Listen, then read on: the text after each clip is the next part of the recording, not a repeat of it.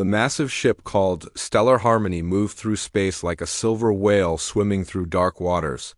Inside its metal hulls, 5 different alien species worked together on what they called the most important mission in recent galactic history. They were going to meet a new species that had never seen aliens before. Captain Jake Morrison sat in the ship's main meeting room, looking around at his strange teammates. He was the only human on the mission, and sometimes he felt very alone.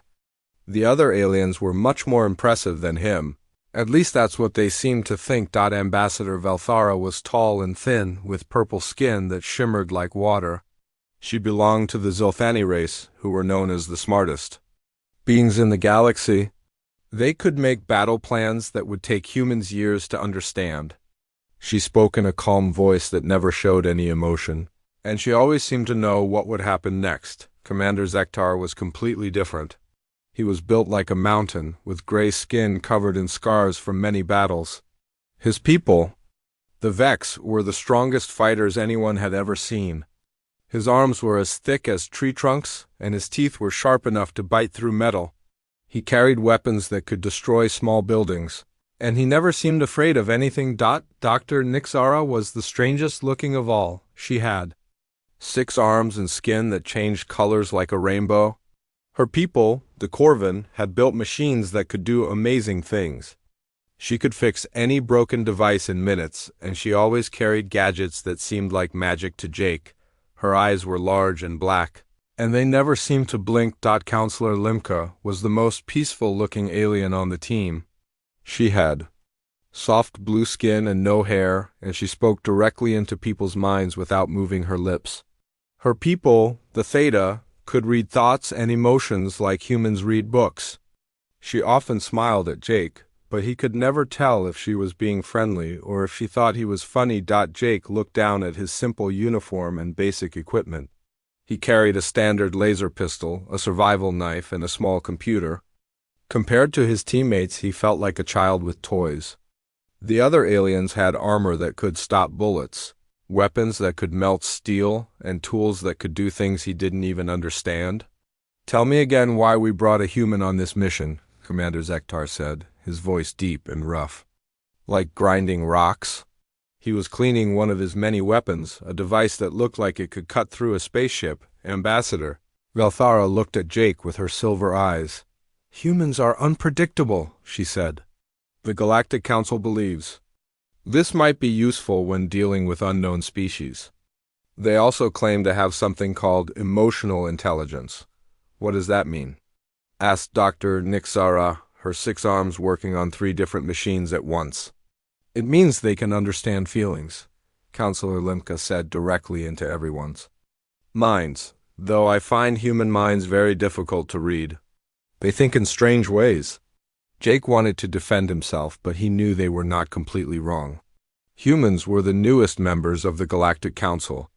They had only learned to travel between stars 50 years ago, while these other species had been exploring space for thousands of years. Every other species was better at something specific.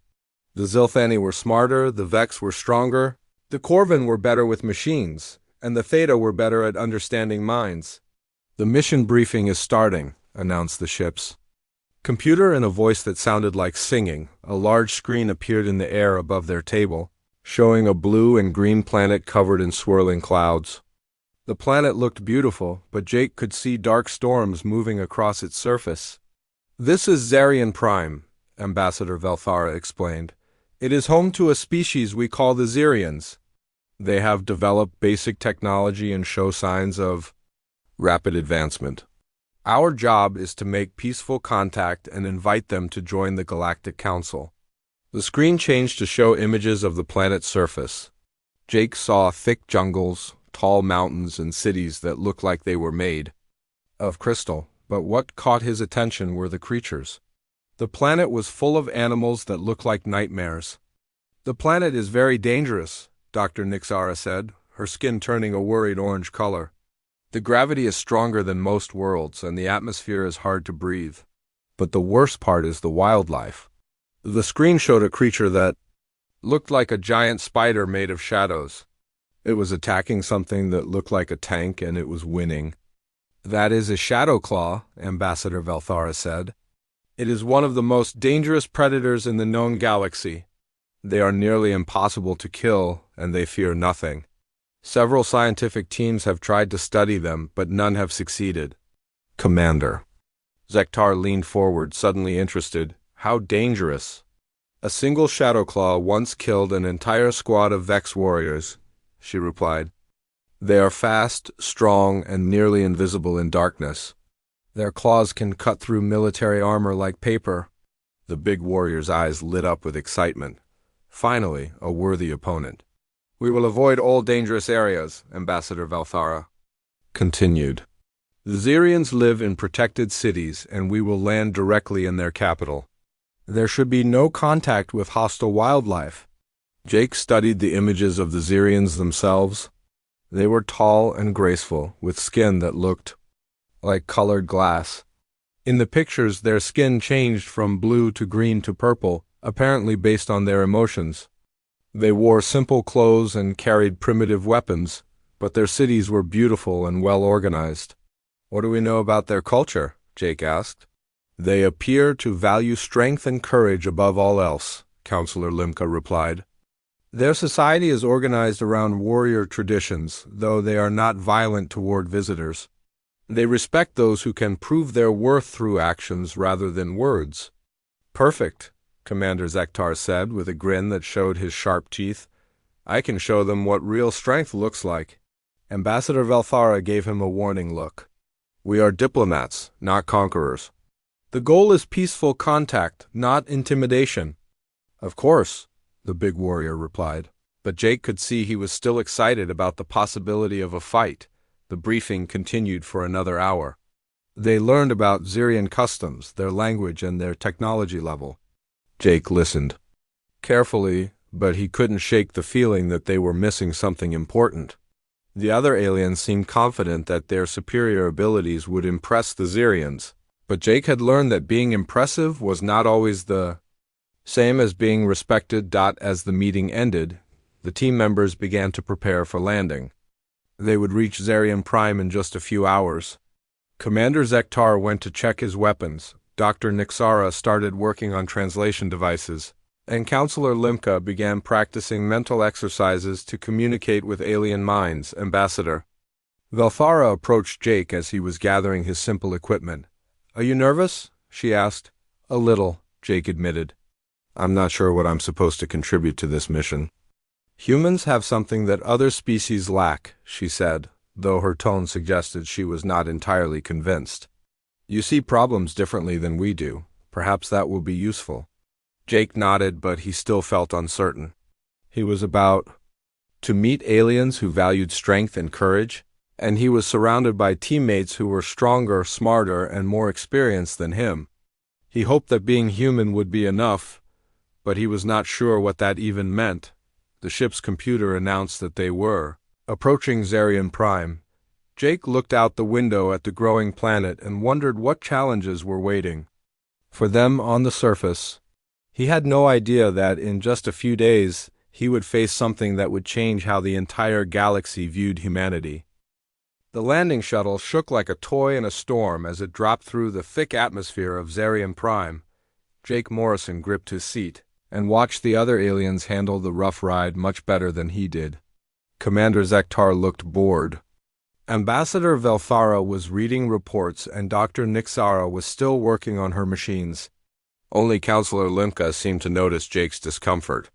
The gravity here is stronger than your homeworld, she said into his mind. It will feel like you weigh much more than normal. Jake nodded his thanks. When the shuttle finally landed, he felt the difference immediately. Everything felt heavier, including his own body. His backpack seemed to weigh twice as much, and each step required more effort. The other aliens seemed unaffected by the change. They stepped out of the shuttle onto a platform made of smooth crystal.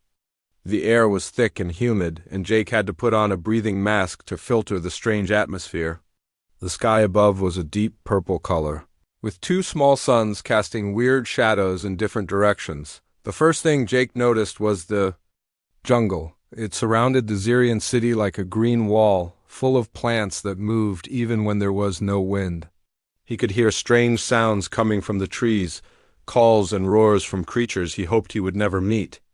The jungle looked beautiful but dangerous, like a garden full of poison flowers. The Xerian city was amazing to look at. The buildings were made of crystal that changed colors in the double sunlight. Streets curved and twisted in patterns that hurt to look at for too long. Gardens grew on the sides of buildings, and water flowed upward in fountains that seemed to ignore gravity. "Welcome, visitors from the stars," a voice said. Behind them, Jake turned to see a group of Xerians approaching. They were even more beautiful in person than in the pictures. Their skin was like colored glass, shifting from blue to green to purple as they moved. They were tall and graceful, moving like dancers even when they were just walking. Their faces were kind but curious, with large eyes that seemed to see everything. The leader was clearly an important person. Her skin was deeper colors than the others, and she wore a crown made of living crystal that grew from her head. When she spoke, her voice was like music. "I am Elder Chryson," she said. "We have been waiting for you. The Star Speakers told us you would come." Ambassador Velthara stepped forward and bowed in the Xerian style they had learned from the ship's computer. "We are honored to meet you, Elder Chryson. We come in peace, seeking friendship between our peoples." "Your words are welcome, Elder," Chryson replied. "But we have learned that actions speak louder than words. Come, let us talk in comfort." They were led through the Crystal City to a large building that looked like a palace made of rainbow glass. The Xerians who saw them stopped to stare, especially at Jake. He noticed that they seemed more interested in him than in the other aliens. "Why? Do they keep looking at me?" Jake asked Counselor Limka quietly. "They have never seen a human before," she replied in his mind. "To them, you are completely new. The other species have been known to them through old stories and legends." Inside the palace, they sat on chairs that grew from the floor when they approached. The room was beautiful, with walls that showed moving pictures of Xerian history. Jake watched images of great battles, peaceful times, and creatures that looked like they came from nightmares. Elder Chryson settled herself across from them, her skin now a calm blue color. "Tell us about yourselves," she said. "What do your people offer to the galaxy?" Each alien began to speak about their species. Commander Zektar talked about the Vex military strength and their victories in many wars. Dr. Nixara showed off some of her advanced technology, making machines appear from thin air. Counselor Limka demonstrated her mind-reading abilities by knowing what Elder Chryson was thinking before she spoke. Ambassador Velthara explained the complex trade networks and political systems that the Zilthani had created. When it was Jake's turn, he felt very small. "Humans are adaptable," he said. "We learn quickly and we don't give up easily." Elder Chryson's skin turned a brighter color, which Jake hoped meant she was interested. "Adaptable," she repeated. "This is an interesting word." "Tell us more." "About this quality," Jake thought for a moment. "We change to fit new situations. When we face problems, we find new ways to solve them. We learn from our mistakes and try again." Elder Chryson said. Her skin was shifting through many colors now. "These are good qualities. But we must know more before we can trust you completely." Ambassador Velthara leaned forward. "What? Would you like to know?"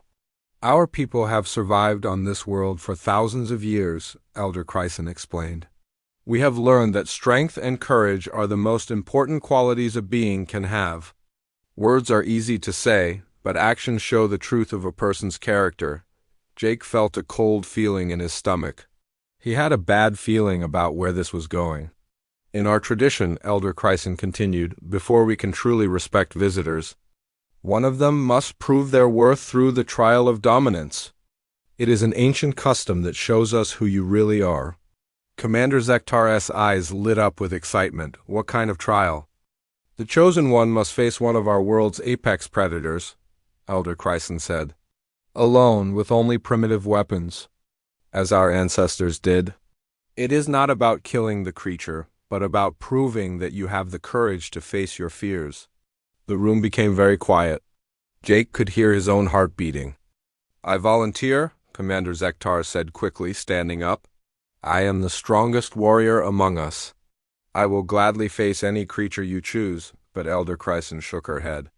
"The trial must be undertaken without advanced technology or armor. No energy weapons, no protective shields, no enhanced abilities, only natural strength, intelligence, and courage." Commander Zektar's face fell.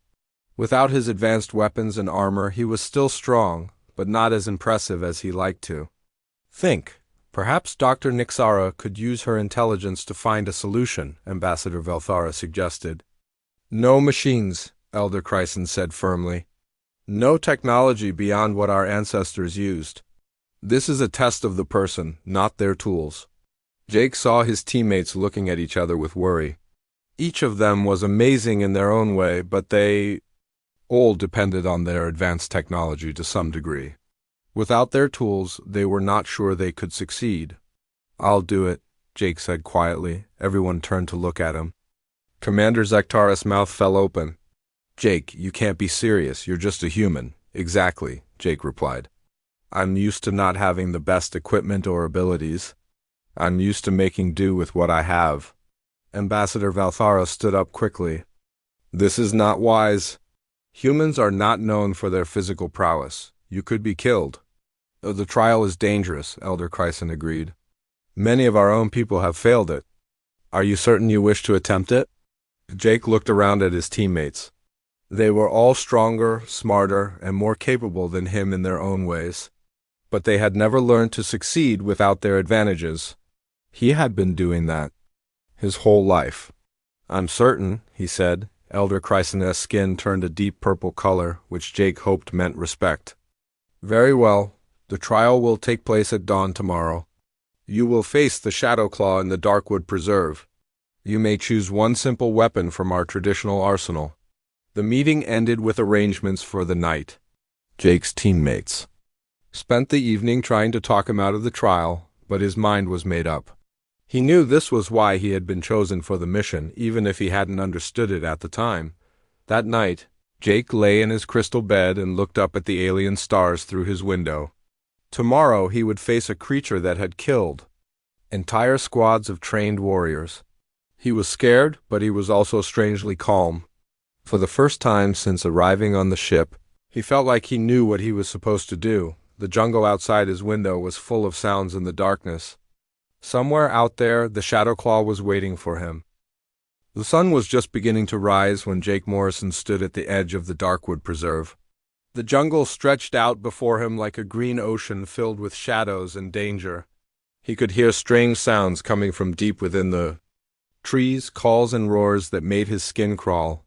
Elder Chryson stood beside him, her crystal skin now a solemn gray color. "Are you ready, Jake Morrison?" she asked. Jake looked down at his equipment.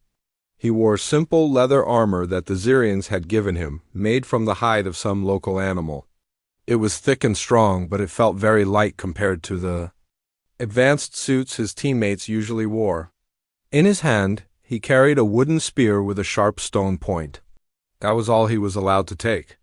"I'm ready," he said, though his voice sounded smaller than he wanted. Behind them, his alien teammates watched with worried expressions.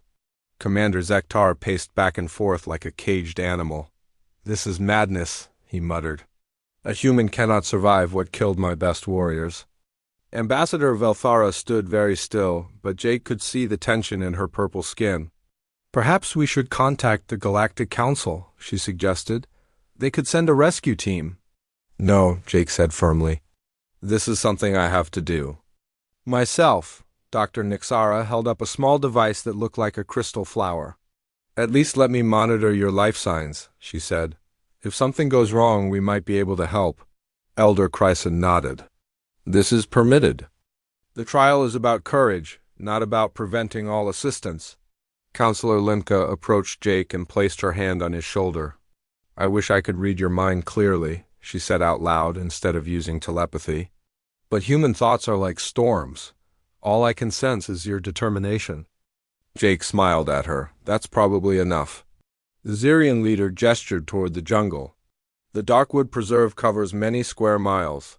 The Shadow Claw lives deep within, in the darkest parts where the trees block out the sun. You must find it, face it, and prove your worth. The trial ends at dawn tomorrow, whether you succeed or fail. Jake nodded and walked into the jungle. The sounds of his teammates' voices faded behind him as the thick plants swallowed him up. The jungle was like entering another world. The trees were so tall and their leaves so thick that very little sunlight reached the ground. Everything was green and damp, and the air was full of strange smells. The first thing Jake noticed was how different the jungle felt from any forest on Earth. The plants seemed to move even when there was no wind, and some of them had colors that didn't look natural. He saw flowers that glowed with their own light, and vines that seemed to reach toward him as he passed. Jake moved carefully through the jungle, testing each step before putting his full weight down. The ground was soft and covered with leaves, but he could feel that it was uneven underneath. He didn't want to fall into a hidden hole or step on something dangerous. As he walked, he began to notice the tracks and signs that other creatures had left behind. There were paw prints in the mud that were bigger than dinner plates, and claw marks on trees that were too high for him to reach. Some of the marks looked fresh, which meant the creatures that made them were still nearby. Jake had learned to hunt when he was young, spending time with his grandfather in the forests of Earth. Those skills felt very important now. He studied the broken branches and disturbed leaves, trying to understand what animals lived in this jungle and where they might go. The deeper he went into the preserve, the darker it became. The trees grew so close together that their branches formed a thick roof overhead. Strange sounds echoed through the green twilight, calls and cries that Jake had never heard before. Some sounded like birds, others like mammals, and some didn't sound like any earthly creature at all. Back at the edge of the preserve, his teammates watched him through Dr. Nixara's monitoring device. The screen showed Jake's location as a small dot moving slowly through a map of the jungle. His heart rate was elevated but steady, and his breathing was controlled. "He's moving very carefully," Dr. Nixara observed. "Much more slowly than I expected. Humans are not known for their speed," Commander Zektar said. "Perhaps this is his natural pace." "No," Ambassador Valthara said, studying the display. "This is deliberate. He's hunting." Elder Chryson's skin shifted to a lighter color, which Jake had learned meant interest. "Explain this word, hunting." "On Earth, humans were once predators," Ambassador Valthara explained. "They hunted animals for food before they developed agriculture. This behavior is still part of their nature, though most humans never use it." "Interesting," Elder Chryson replied. "Our ancestors were also hunters before they became civilized."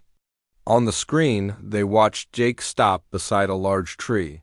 He knelt down and examined something on the ground, then looked up at the branches above him. After a few moments, he stood up and changed direction, moving toward a different part of the jungle. "What is he doing?" Commander Zektar asked. "He's reading the signs," Counselor Linka said. "Even though I cannot read his thoughts clearly, I can sense his focus. He's learning about this place." Jake spent the rest of the day exploring the jungle. He found a stream that ran through the preserve and followed it for several miles. He discovered areas where large animals came to drink and places where they slept during the day. He saw many dangerous-looking creatures, but none of them paid much attention to him. He was careful to stay downwind and move quietly. As evening approached, Jake found a good place to wait. It was a small clearing surrounded by thick trees, with several large rocks that could provide cover.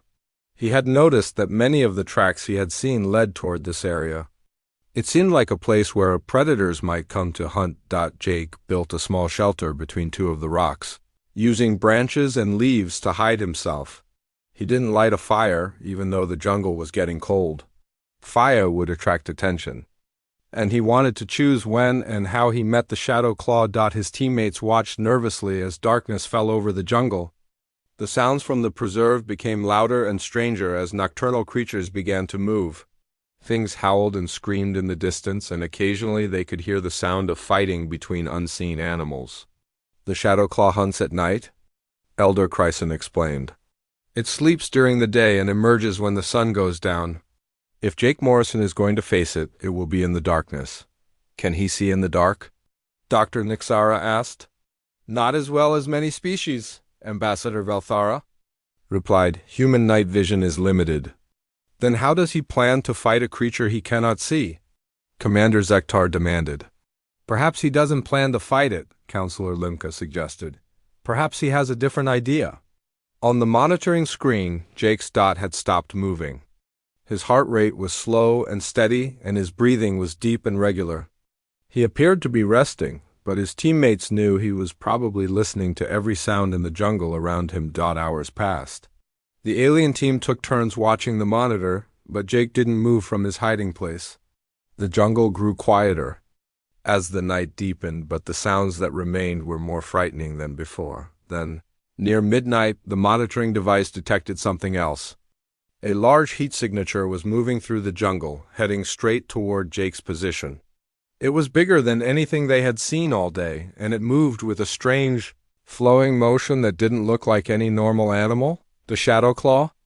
Elder Chrysen whispered. Jake's heart rate increased slightly, but he still didn't move. On the screen, they could see the creature getting closer and closer to his hiding place. It moved like liquid shadow, flowing between the trees without making any sound. Why doesn't he run? Commander Zektar asked. Because running won't work, Ambassador Valthara replied. The Shadow Claw is faster than any human. If he runs, he dies. Then what is his plan? Dr. Nixara asked. No one answered because none of them knew. They could only watch as the most dangerous predator on Zarian Prime approached the lone human hiding in the darkness. Jake Morrison felt the Shadow Claw before he saw it.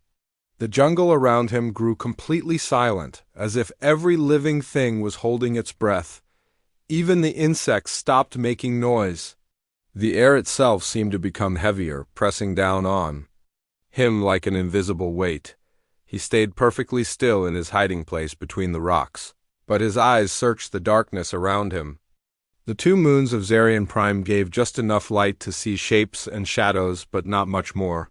Jake had to rely on his other senses to tell him where the creature was. A twig snapped somewhere to his left. Jake turned his head slowly in that direction, but he saw nothing except dark trees and moving shadows. The Shadow Claw was living up to its name, blending perfectly with the darkness of the jungle. Back at the monitoring station, his teammates watched the heat signatures on Dr. Nixara's screen. The Shadow Claw appeared as a large red shape moving in circles around Jake's position. It was studying him, trying to understand what he was. It knows he's there, Elder Chrysen said quietly. Her crystal skin had turned almost black with tension. The Shadow Claw can smell fear from great distances. Jake's heart rate is steady, Dr. Nixara reported. He's scared, but he's controlling it. How is that possible? Commander Zektar asked. My warriors were terrified when they faced this creature. Humans have something we call courage, Ambassador Valthara said. They can be afraid and still choose to act. On the screen, the Shadow Claw had stopped moving. It was now positioned directly in front of Jake's hiding place, just outside the small clearing. For several long minutes, nothing happened. Both predator and human waited, each trying to understand the other. Then Jake did something that shocked everyone watching. He stood up. What is he doing? Commander Zektar gasped. He's giving up his only advantage. But Jake wasn't giving up. He stepped out from behind the rocks and into the clearing, where the moonlight could reach him. His spear was in his hands, but he held it loosely, not in an attacking position. That's when Jake finally saw the Shadow Claw, and he understood why. It had killed so many trained warriors. The creature was enormous, standing almost 12 feet tall when it rose up on its hind legs. Its body was covered in what looked like living shadow, dark fur that seemed to move and flow like liquid. Its eyes were the worst part, glowing yellow points that seemed to see right through him. When it opened its mouth, Jake could see teeth. As long as his fingers, the Shadow Claw's claws were exactly as described, black as night and sharp enough to cut through steel. They were longer than Jake's entire hand, and they made no sound when they touched the ground. This creature was built to kill, and it had been doing so for many years. For a moment, Human and predator stared at each other across the clearing. Jake could hear his own heartbeat in his ears, but he forced himself to breathe slowly and stay calm. The creature tilted its massive head, studying him with those terrible yellow eyes. "It's confused," Elder Chryson said, watching the screen. "Prey animals always run or attack when they see a shadow claw? Jake Morrison is doing neither." Jake began to move, but not in the way anyone expected. Instead of backing away or raising his spear, he started to walk slowly to his right, keeping his eyes on the shadow claw. His movements were smooth and controlled. Like a dance, the shadow claw watched him but didn't attack. It turned to follow his movement, its massive head swiveling to track him. Jake continued his slow circle around the clearing, always maintaining the same distance from the creature. "What is he doing?" Dr. Nixara asked. "He's communicating," Counselor Limka said with wonder in her voice. "I can sense it now." "He's telling the creature that he's not afraid of it, but he's also not challenging it." Jake kept moving in his slow circle. His grandfather had taught him this technique when he was young. For dealing with dangerous animals back on Earth, you never ran from a predator, because that marked you as prey. You never attacked first, because that marked you as an enemy. Instead, you showed respect and strength at the same time. The shadow claw began to move as well, matching Jake's pace. The two of them circled each other like dancers in some strange ceremony. Jake kept his breathing steady and his movements fluid. He was showing the creature that he was calm and confident. Not a frightened animal to be hunted. This continued for several minutes. Jake could feel sweat running down his back, but he didn't let it show in his movements. The shadow claw seemed to be growing more curious and less aggressive. It was no longer showing its teeth, and its posture was more relaxed than Jake did. Something even more surprising. He began to reduce the distance between them. "He's getting closer to it," Commander Zektar said in disbelief. "Has he lost his mind?" But Jake knew what he was doing. He had been watching the creature's body language, reading the signs that showed its mood and intentions. The shadow claw was no longer in hunting mode. It was in evaluation mode, trying to decide if Jake was a threat, prey, or something else entirely.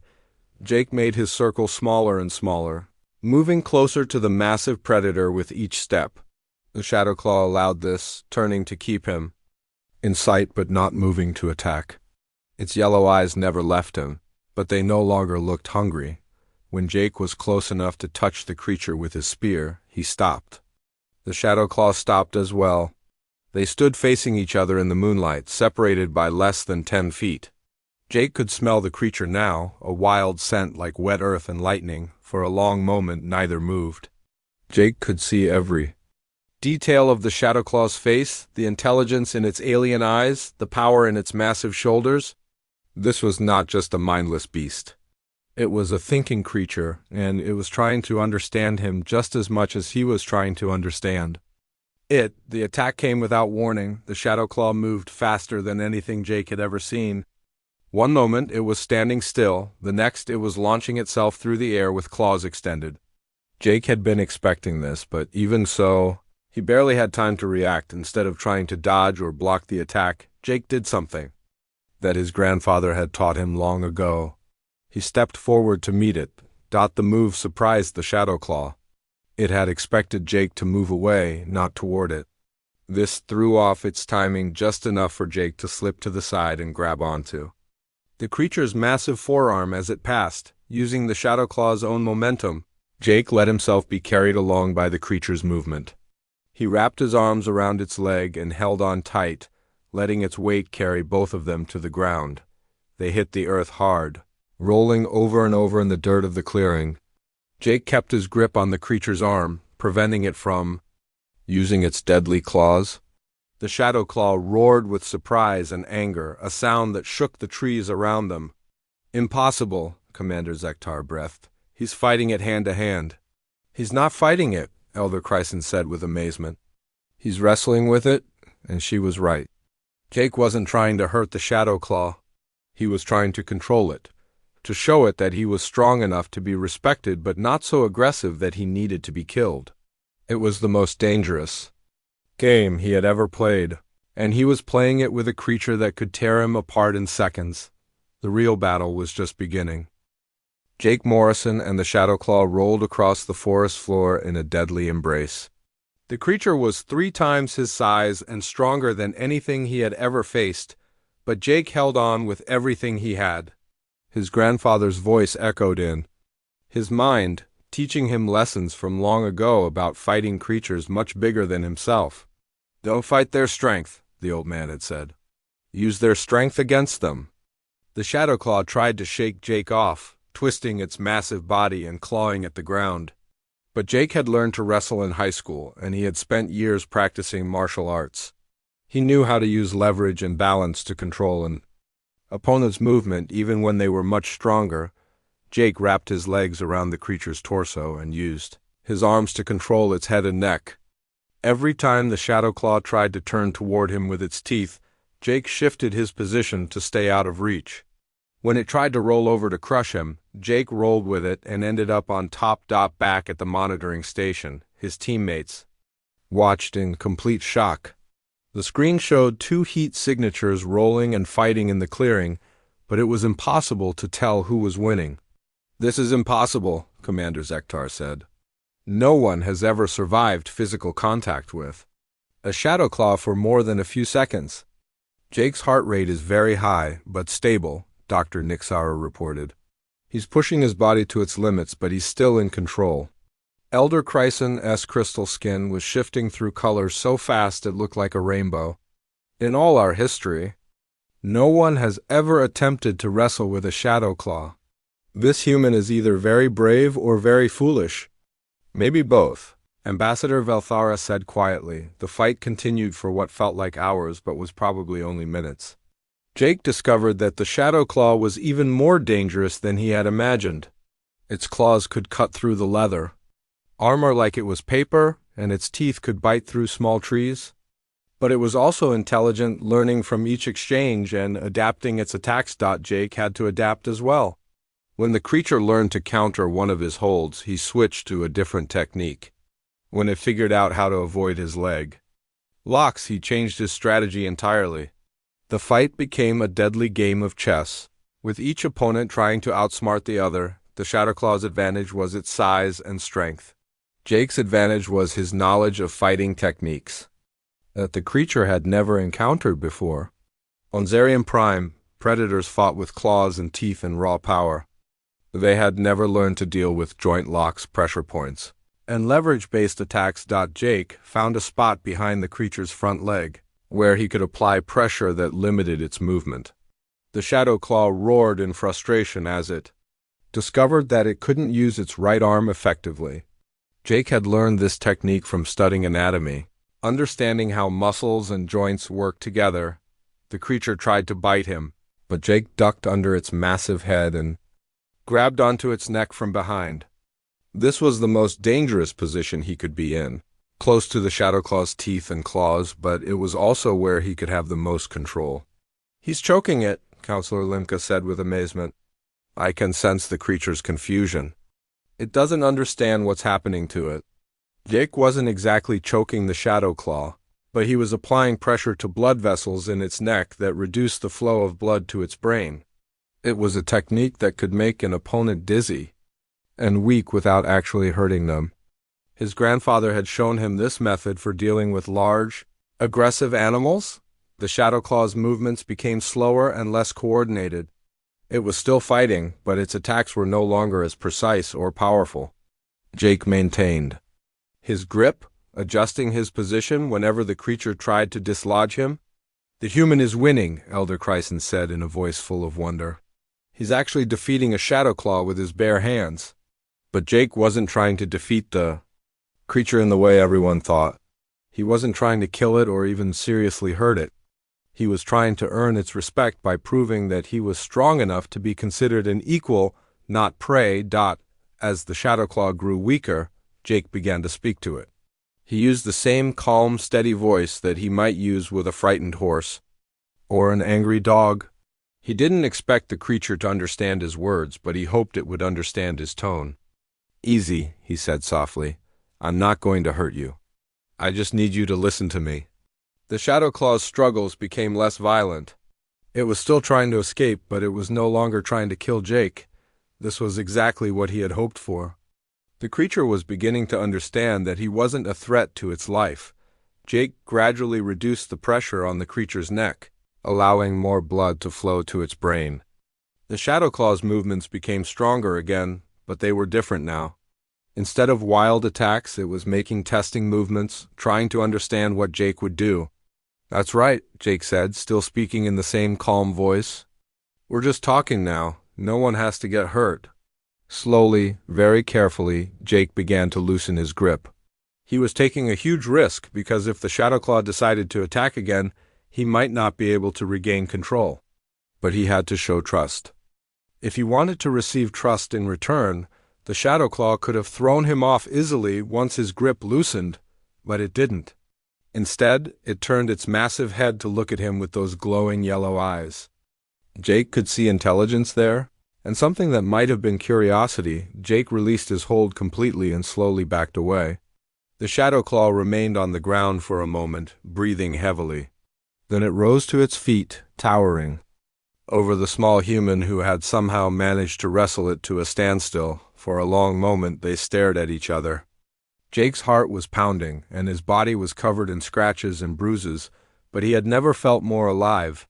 The Shadow Claw's eyes seemed to be studying him, evaluating him in a new way. Then the creature did something that no one expected. It lowered its massive head in what looked almost like a bow. It was a gesture of respect from one warrior to another. Jake smiled and bowed back, copying the movement as best he could. When he straightened up, the Shadow Claw was backing away into the jungle. It paused at the edge of the clearing and looked back at him one more time, then disappeared into the shadows like it had never been there at all. Jake sank to his knees, exhaustion finally hitting him. He had done it. He had faced the most dangerous predator on Zarian Prime and lived to tell about it. More than that, he had earned its respect without killing it or being killed himself. His teammates reached him just as the sun was beginning to rise. They had run through the jungle as soon as the Shadow Claw left, desperate to make sure he was still alive. "Jake," Dr. Nixara called out as they entered the clearing. "Are you injured?" "I'm okay," Jake said, though his voice was shaky from exhaustion. "Just tired." Elder Chryson arrived with a group of Zirian warriors. They had been prepared to find Jake's body, but instead they found him sitting peacefully in the clearing, watching the sunrise. "The trial is complete," Elder Chryson announced. Her crystal skin was now a brilliant gold color that Jake had never seen before. Jake Morrison has not only survived an encounter with a Shadow Claw, he has earned its respect. This is a feat that has never been accomplished in our recorded history. "We welcome humans to our world," she continued, "and we request that they serve as our primary ambassadors to the Galactic Council. Anyone who can make peace with a Shadow Claw can surely help us make peace with the galaxy." Jake's teammates helped him to his feet, their faces showing a mixture of relief, amazement, and newfound respect. As they walked back toward the Crystal City, Jake reflected on what had happened. He hadn't won through superior strength or advanced technology. He had won by being human, by using qualities that his species had developed over millions of years of evolution. The galaxy was full of species that were stronger, smarter, or more advanced than humans. But sometimes Jake realized being human was exactly what the situation required.